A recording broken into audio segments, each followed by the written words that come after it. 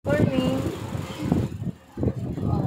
Ayun, si Tina busy. Ayun siya. Lipat lang ng lipat siya eh. Hindi niya alam kung anong talaga yung panonoorin niya, oh. Hi, Tina! Ayaw lumingon, busy. Oh. Pero nanonood din sila ng, hindi ko alam kung pinapanood nila na yan. Nay, kamusta na yung pakiramdam? Ito.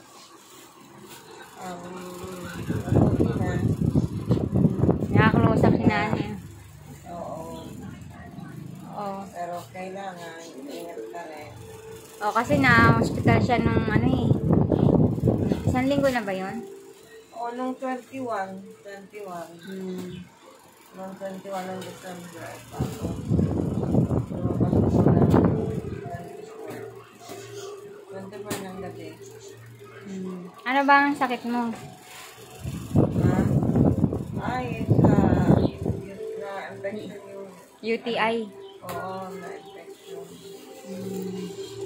Kaya hirap magpipigil ng ano, huwag kayong pipigil ng ihi.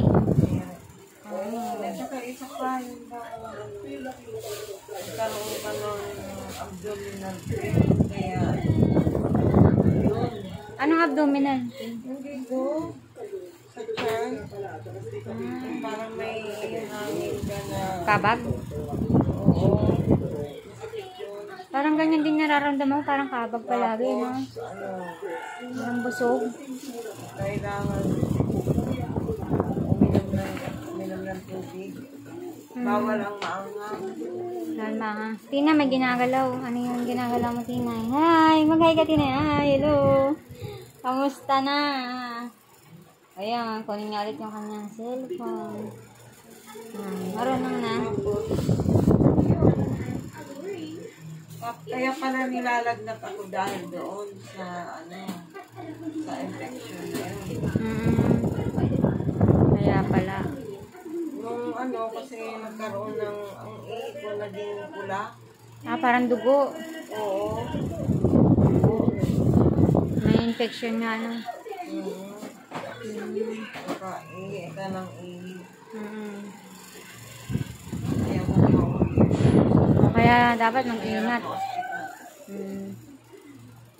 So, yun lang yung aking pwedeng i-share sa ngayon. At ano pa, mag-happy naman yan. Malungkot. Happy New Year sa lahat. Ano na ba ngayon? First day pa rin ba ng ano? Ay, hindi na. Lunes na ngayon, di ba? Second day na pala. Sige. Okay, bye-bye. Sunod na lang ulit. Bye-bye.